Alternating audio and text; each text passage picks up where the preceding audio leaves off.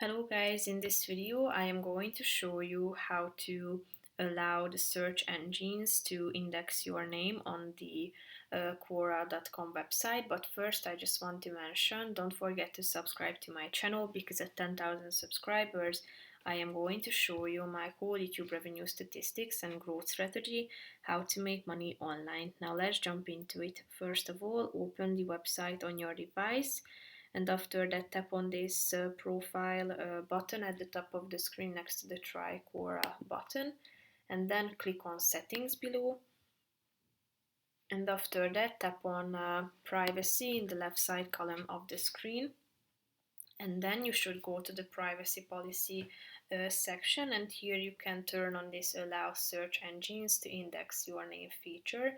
If you want to know more about it, tap on the learn more button and you will be able to read more information about this feature. But if you would like to turn it on, just tap on this button next to it.